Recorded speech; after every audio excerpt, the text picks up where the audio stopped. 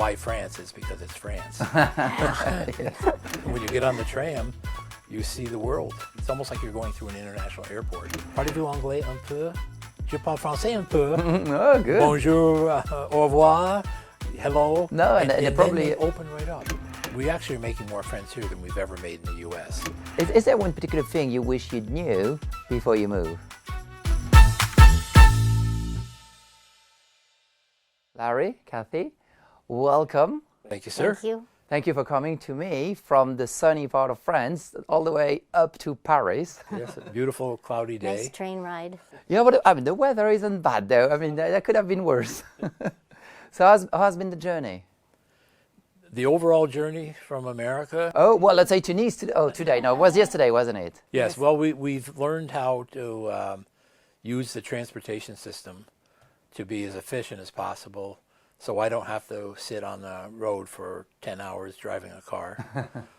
Like you used to, I imagine. Then? The train stations are next to the tram, which are next to the airport, which make it quite easy to get to France, right So to Paris. convenient. So about Yeah. 5 or 6 hours Okay, is the great. length of the journey.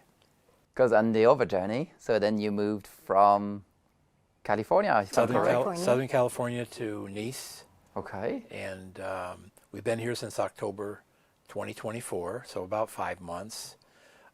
It took us about 8 months to plan to get here, And you to survived. Nice, and we actually got here a little bit earlier than our plan. I think it's based on how we approached the move. And why did you end up in Nice? You know, because there's different parts of France. I think you've told me a bit of your background story about when you were in the military and going to Cannes. Yes. I think at the time was in the 60s or something. Yes, yeah, in 1965, I was here on an aircraft carrier. I grew up in a small town in upstate New York. The furthest I'd ever been from home was 100 miles until I was 20 years old. And then I landed in Cannes and met up with an aircraft carrier. Okay. So the first night when you can go on Liberty, you go on shore, and I saw palm trees for the first time. First time I ever saw a Mercedes or a large boulevard or the Mediterranean Sea. And it was in December or January. So it was sunny and it was warm. Oh. And where I'm from, it was snowing and it was cold. And I just loved it. And I think I always, when I reflect on it, I say it planted a seed that over time, manifested itself into the actual move, but 60 years later. So that was really and then in between time, Kathy and I took a lot of vacations over here in a lot of different parts of France. And so when it was time for us to decide where we wanted to move, we reflected back on all those trips, and Nice, the Côte d'Azur was the place that fit our appetite. And was Kathy on board from day one, or did she need some convincing? I'm the instigator. Oh.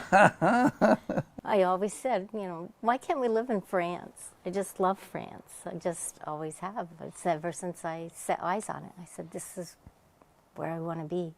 We've been retired about 20 years, and we've had 6 houses that we've lived in. So we've moved, 5 or 6 times in 20 years, and I think it's what comes from having a career where the majority of your career is moving from place to place to satisfy your career, and we just didn't stop it once we retired. And so, but along the way, some of the things that motivated a move, which I think is important, I call it the canary in the coal mine, which is a sentinel. Kathy is our sentinel. Kathy is the one that makes observations that help shape our plans. And the most recent one was we saw things that were happening in the U.S., and we had to, at our age, we have to think about security. And financial security is a big part of that. So last February, Kathy came to me and said, we need to move. And we need to move to France. And we need to move let's move. So it's a combination of all the things that happened. We did not move to escape anything. No, just financial security was, I say, our number one priority at the time. Yeah. That started it And to all. project it, not just for the current situation, but what is it likely to be in 4 or 5 years, and make a decision now that might help us achieve that. So that was really what drove us to move. One thing, it was 5 years after we moved the last time, so we were on that target again. So that's maybe more complicated than we even understand. But when you get older, as you get to our age, financial security means different things than it meant when you were 40 years old, when you had a chance to repair something, make it better. When you get to our age, the decisions you're making now have to last, 20 years or 15, 20 years. So when you have income threats, you have to say, okay, how do I deal with that? Well, I can deal with that by having lower expense, et cetera, et cetera. So those are, so I would say that was really the driver of, and then why France is because it's France. Yeah. Well, any disagreements potentially? I mean, did you both want to go to Nice, for example, or well, I suppose that there were some things you agreed on, but maybe some disagreements, or did you get it on straight away? I only had to be in France. Anywhere he wanted to go within that beautiful country was certainly okay by me. See, and I'm more of the tactician. Well, that's the time side. in the army. I have to try to see how do we make it happen, how do we make it work.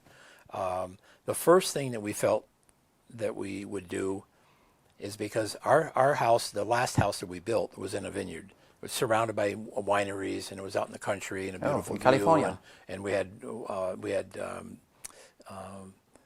orchards, and we had grapes, and we had olive trees. And Sounds some Mediterranean. crops. So it was very, very nice. Yeah, it was very well. We copied that from our travels in France.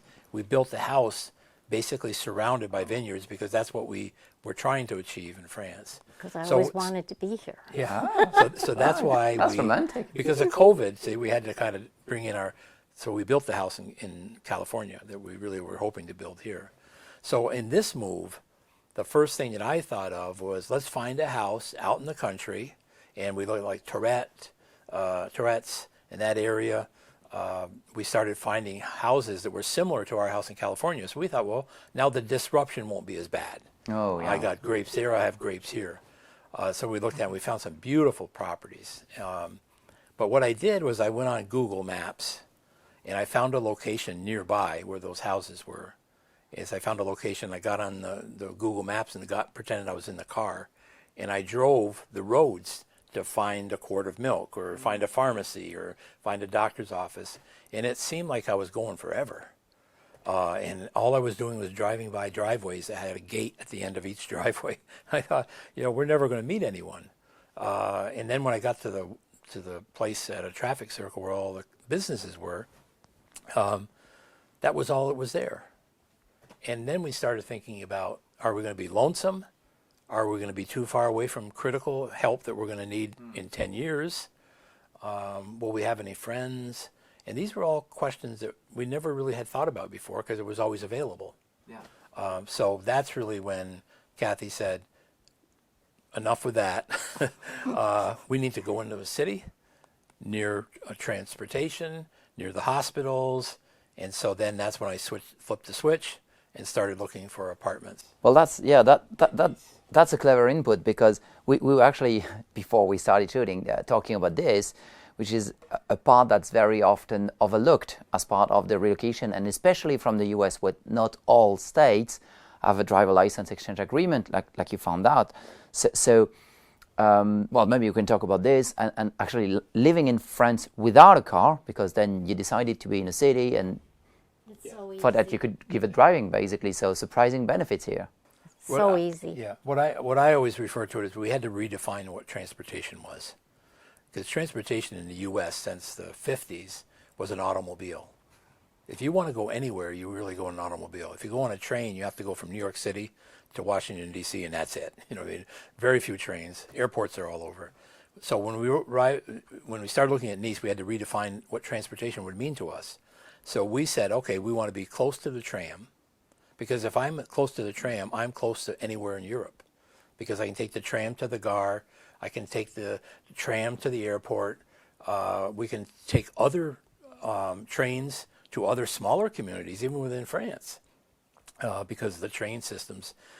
It's well connected, yeah. Well, Yes. I say it's almost like it's integrated. It's done on purpose. It seems like it's on purpose because the train station is near the bus station, which is near the tram station, which is not far from the airport. So it's all integrated. So it's people like us who want to live without a car, as long as you can get on the tram, you can go anywhere. Yeah. And so now what we're finding is we walk more than we ever did in the U.S. because I could take the car anywhere. So here we are walking alongside of the tram. So we're getting more miles on. We have our phone that keeps track of how many steps we're taking. So we never did that before. This is it changes everything. It makes you a lot healthier. And you like it? I love it. Oh, well, because Yeah. you've done it for like more than 5 months now. 5 months. Yeah. We have all new families that we don't even know who they are. But when you get on the tram, you see the world. You Oh, see yeah. people from all around the world. Like it's almost like you're going through an international airport in the tram. And it's wonderful. It's wonderful. People, just a little bit of eye contact and a dog, which we have. Yeah. But Gus? Gus, who unfortunately can't make it today. No, Gus is having He's at a the day. babysitter. He's at a vacation.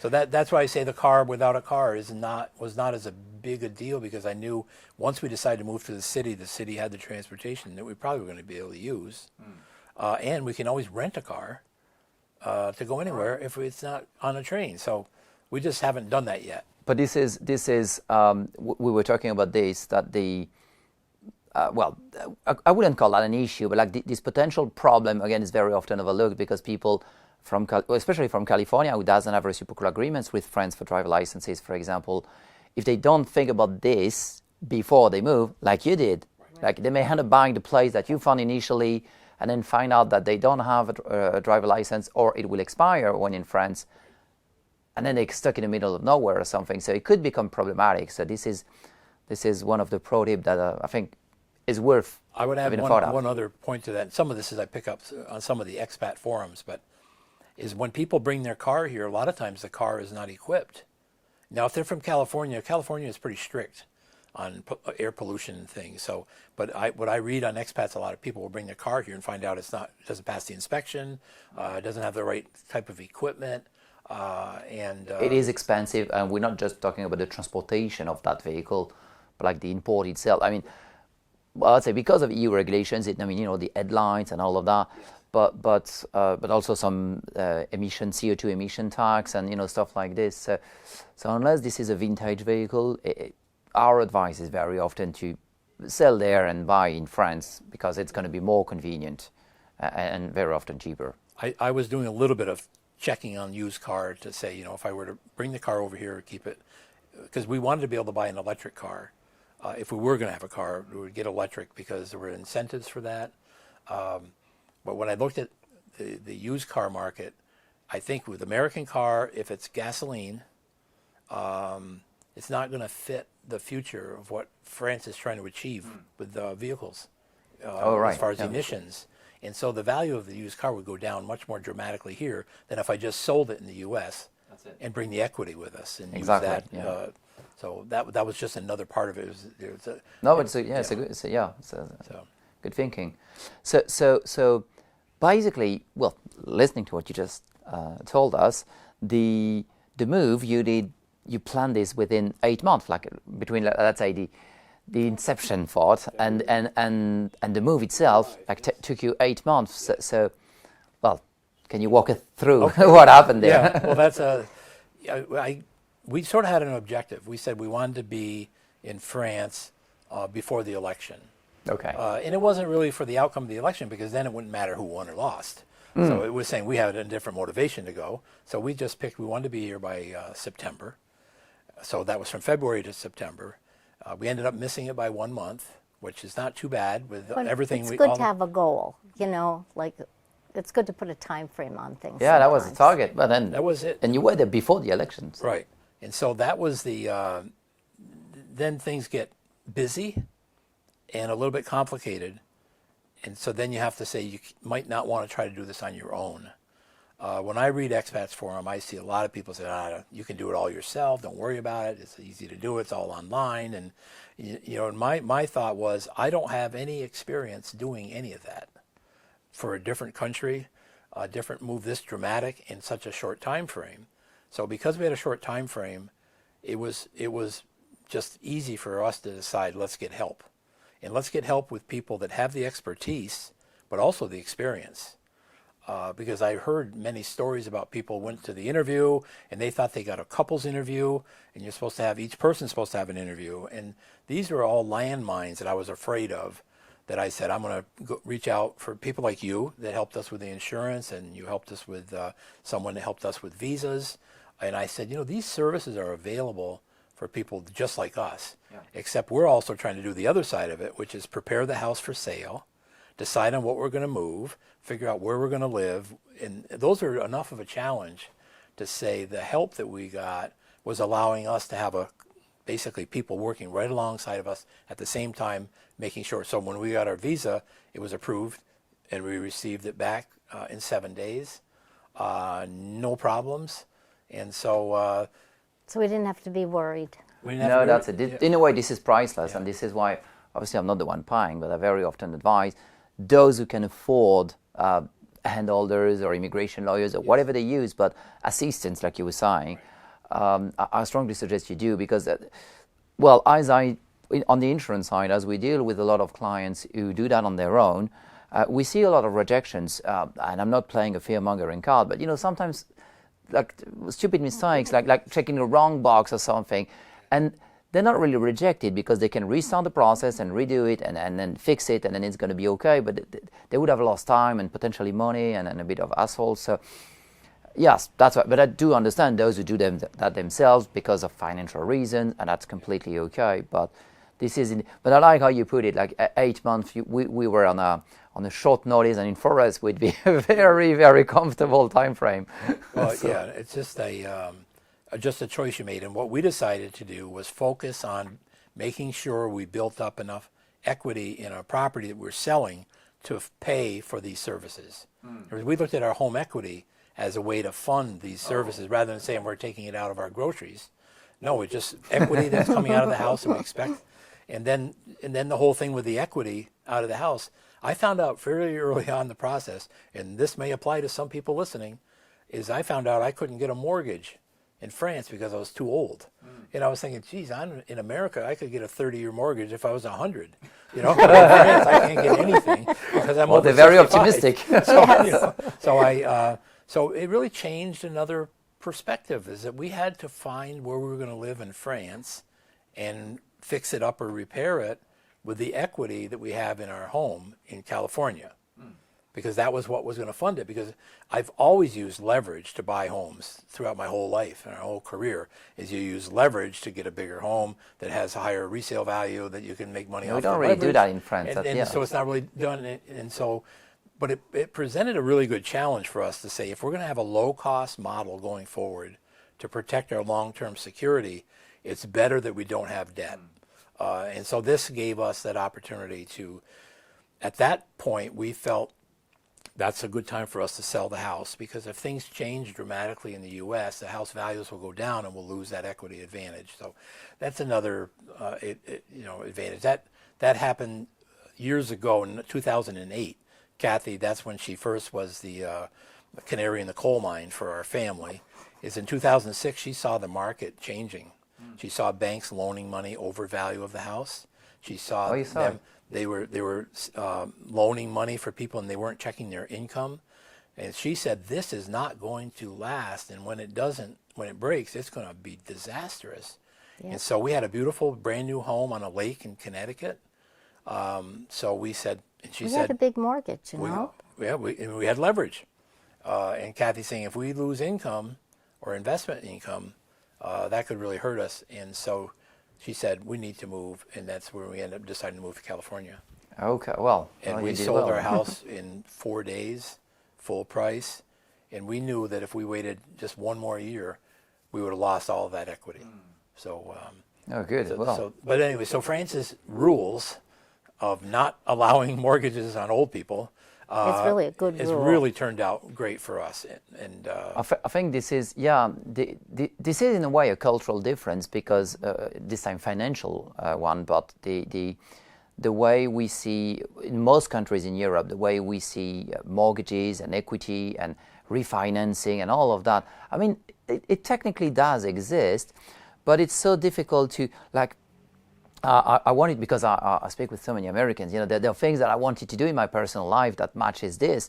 And when I tried to do that, basically the bank was saying either, oh, your project is too small. I mean, basically, so those things were doable, but basically they're doable for the big promoters or, so at a much bigger scale. But for individuals, I was being cast out or cast away. I was like, no, it's not for you, basically. That's what the banks told me.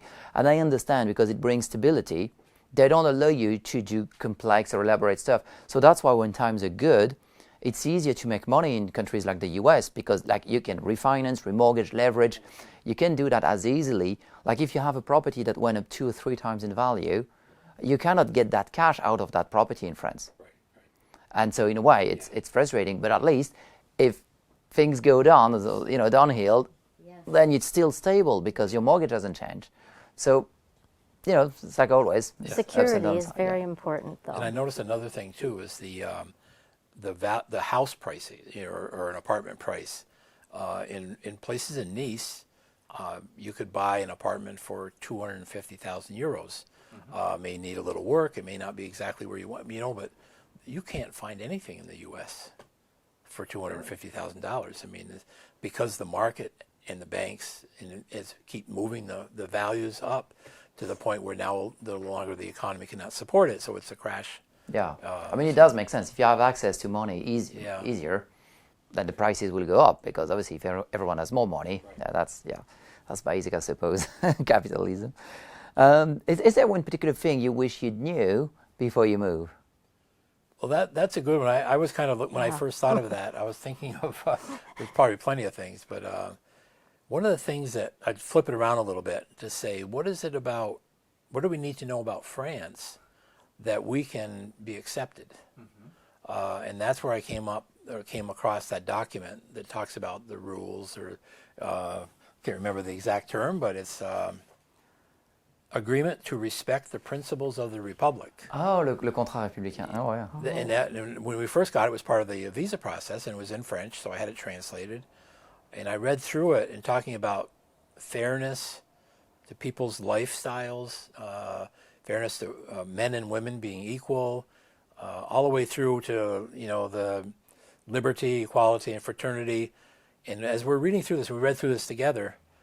That's the way we've always felt about when we were living in the U.S. That's the way we've always felt this way, and we were seeing that those were the things that were changing in America. And Kathy, I think because she's a woman, she could sense some of those things a lot faster than I would, because I'm outside picking weeds or working in the garden, and Kathy her radar is up quickly on things like that. But this document, and I know it won't be perfect, it's nothing really is. It's a process to try to achieve excellence, but it sort of gave us a nice way to behave, which was very natural for us and not a contradiction of anything we've always felt. But that was the thing that we learned a lot before we even left the U.S.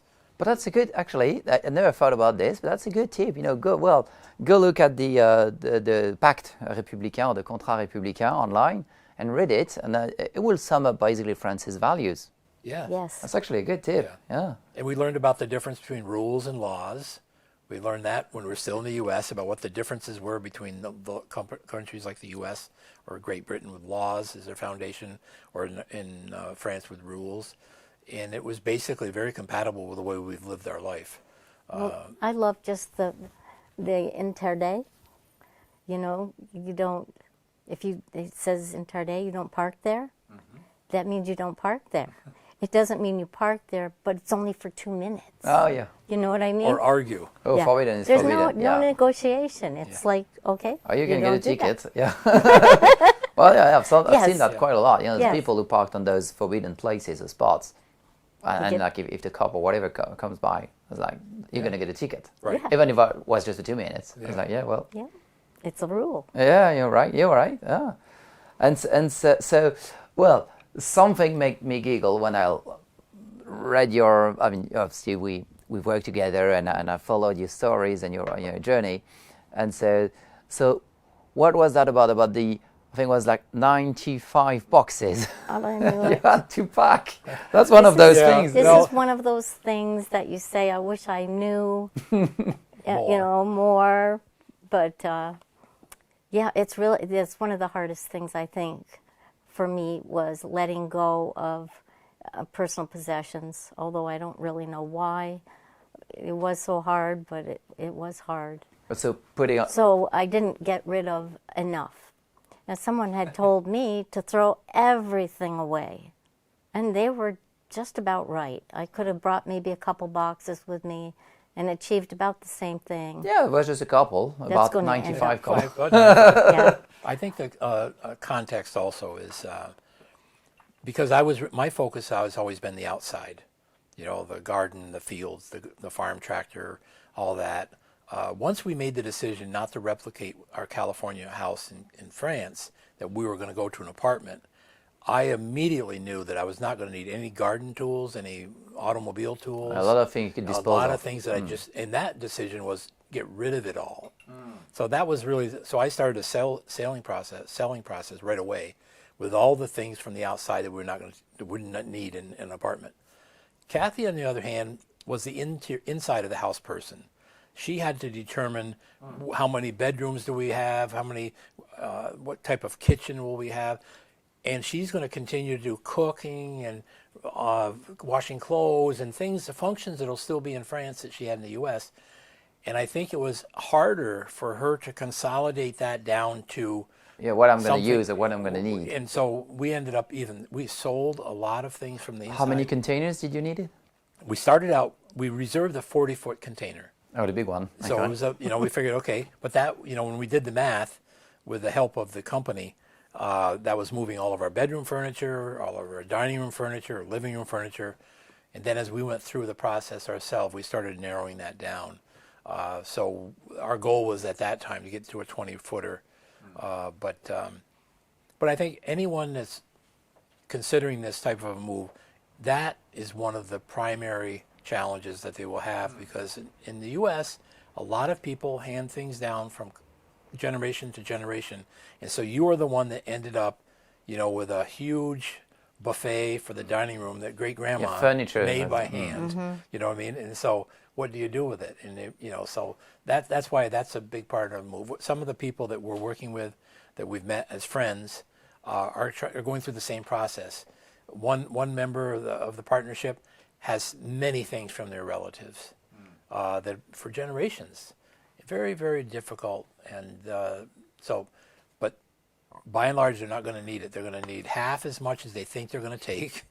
But we end up in 95 Even financially speaking. Yeah, in that, I think it costs us $10,000 to move all of our things. Now that might have been high, but the one thing that we do, at least we have an outlet. When we get here, when we get the boxes, we're going to go through the boxes, keep the few things that we're going to need for our apartment. Then we found a few organizations that will accept what we don't use ourselves for their clients. And so we have to keep everything for 1 year, I think, to avoid, so we don't have to be the taxed on tax, it. yeah. So once we get through that, we'll have sorted through everything. And we know it would be like if we were still in California. There's a lot of people in California that lost everything in the fires. Oh, yeah. So we could have given everything, to them. So I would have if I'd known they were going to have that situation. Yeah. But We we can came do it here here, and we have to wait the 1 year. But so it's in storage. It's nice to know that we can help out here.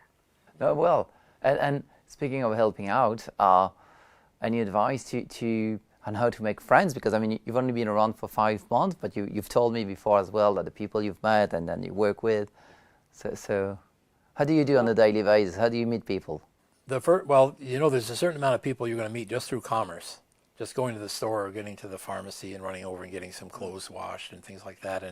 And so we have Amy, Sarah's our florist, and Amy's our bookstore, and so we've met in Fabian and Nanny, people that we go to for insurance, and So, but as far as the friend part of that is, we do go to some of the events where people put together for expats, and we've met some very nice people there. In fact, we still meet with them and we have coffees. We actually are making more friends here than we've ever made in the U.S. And especially in Nice, there's a big American expat community there. Yeah. And so with us, when you have careers and you're moving all the time, you rarely even get to know your neighbors. So being here in France, this is our best opportunity to make friends. We have some common areas of, we can ask each other how things are going. But so far it's really been mostly either English-speaking American friends, Canadians, and the French. Our French connections are more on the commerce side, but our But do you say bonjour when you walk in? Oh, yeah, bonjour all the time. Very important. And we also make eye contact, and we make sure they see us saying bonjour. That we don't Otherwise say you it have in to say it passing, again. like Bonjour. in America, bonjour, and so we... And we learned if you were in a doctor's office and there are people sitting around, if you leave, you say au revoir to everyone. You don't just pick you one say person. hello to everyone when you walk in. So, so I would say the making French friends will take a little more time. Our designer is from France. Her boyfriend is a doctor from France, and so we're just through that relationship, we used to. But we understand that many, the people in France have friends, they have family. Yes, same as We'll be careful how we do it, but we expect that it'll work for us. Oh, well, in the long definitely. run. I But, think they're going to love us. Oh, yeah, well, I mean, from a French perspective, you are exotic. Yeah. You literally comes from overseas. Yeah. So and most French actually sincerely enjoy that because I think culturally speaking, the French like to say this, but basically anyone that's not French, because for us French is boring. Yeah. I mean, it's all we've known. Yeah. But I mean, non-French is like, Yeah, we do what hear else- that. you have stories to share. We do hear that. And the other thing, what I try to do, especially in commerce, is I will go in and I know that I'm not going to be able to follow a conversation really very efficiently. So I'll always say, parlez-vous anglais un peu?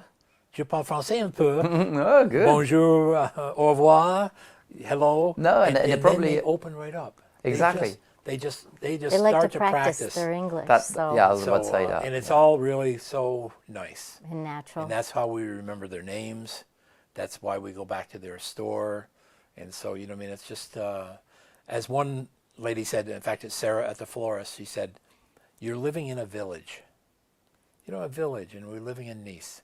But to her, it's a community, like a village. We all work with each other, and we have some dependency, and so. Well, I mean, yes, it's like Paris. We have all those districts, and actually, I mean, obviously, if you just here for tourism, usually people don't realize or notice, but actually, each district is very different communities, and it's as if it's many villages inside a much bigger city. Yeah. And so it's often the case in many big cities in New France York, where exactly. And New York City is like that as Yeah. well. Oh yeah. And, right. Like where our apartment is in Liberation, which is where the Gare du Sud is, and it's where one of the nicest It's nice. food markets in Nice. That's very convenient It's to be within near one that. stop from us, and in our research, Liberation was where in World War II, that was the headquarters of the resistance, Oh, the French resistance. I wasn't aware of that. I said, that's good. That's where we belong. That's where Oh, wow. Because that's now we're in France, and That's we're an residents amazing in France, story. and we'll defend in Liberation. And, Oh, well, yeah, well, it's a very nice. And, okay, well, I've asked all the question I wanted. Really, thank you for sharing your journey to France I'd say with us, but I mean, that's only the three of us here and the camera guy. So, thank you for sharing that, Larry, Kathy. Thank you for coming. And Gus, who was Gus like was virtually with behaving us. somewhere else. Yes, in spirit. I hope we'll see each other soon. And see you soon, guys. Thank you for coming. Thank you so for much. having us here. Thanks. Thank Thank you you. very much.